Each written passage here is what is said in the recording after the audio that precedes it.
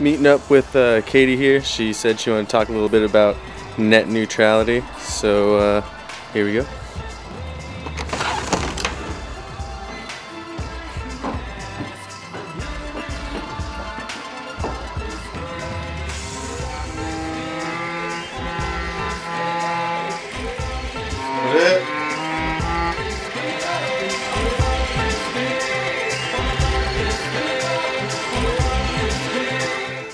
Going?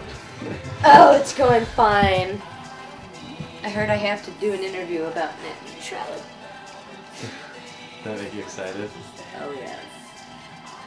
How often do you use the internet? Daily. Gotta check my emails, of course. You know, given all my jobs. Where do you work? I work at KBVR on campus as the music director and at the Craft Center as the photo technician. Probably my most frequented site would be Gmail, because it's where my email account is. In addition to that, I really like the blog collaboration site of Hype Machine to get my new music fix. And, you know, MySpace, Facebook, the works. Check whose birthdays are coming up. MySpace has made me the laziest friend ever. Like, I have no need to remember any significant date in their life, because generally they will post something about it. So why remember a birthday when MySpace tells me when it is? Unless you're 100 years old and lied about your date. Sorry, 14-year-old. Gotta be 16 to be on MySpace. What kind of role do you see the internet playing in our society?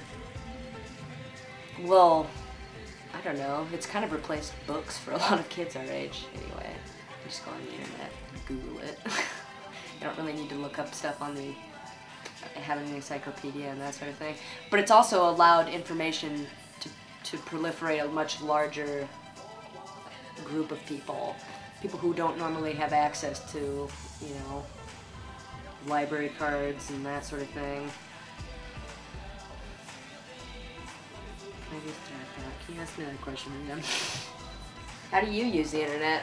If I ever have a question about anything somebody's talking about in current culture and that sort of thing, I can my just, dictionary, it's my weather yeah, place. I can just hop onto Google and type in the Entertainment, current, I can type in eroticism. swine flu and find out what the hullabaloo's about. And often you find out that, you know, pandemics are really kind of, you know, baby whoopsies on the radar. Like, swine flu's killed, what, 1 woman in Texas? 80?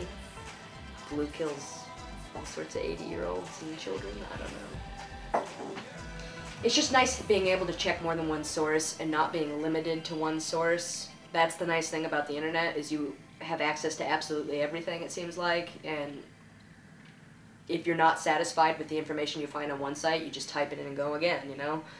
You're not limited the way you are when you sit in a library and, you know, you're limited to what's on hand. The internet, in that sense, is everything on hand at, like, the click of your mouse and how fast your internet browser's working. Our Comcast bill right now with cable, and I know it's like a bundle package, I think we're paying almost $100, which is ridiculous. How much would you pay for just internet? What do you think's a nice price? For just strictly internet access? Yeah. $10, man. $10 a month. Yeah. That's all I want to pay. Do you think that a problem of them not being able to afford those prices is people stealing internet from other people? Well, yeah, but I'd like to think that that's a problem that's been created by their high prices. I don't care if you steal internet content, just do it on your own dime.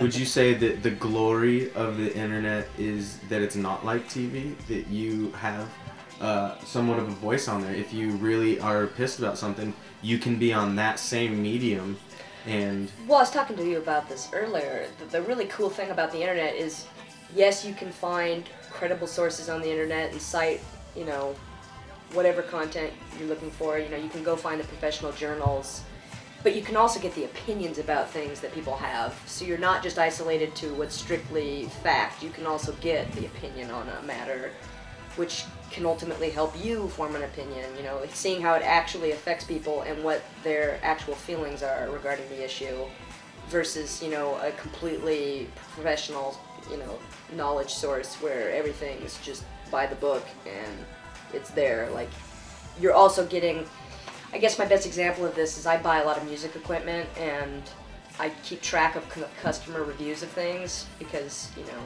you have access to the internet to go buy this shit, but you don't know if it's actually going to be, you know, good. And the cool thing about the internet is there's plenty of places, you know, via blog or whatever forum that they want to create to actually discuss stuff like that, and you can sidestep a lot of waste via the internet. I don't know. I don't really know where I was going with that. So.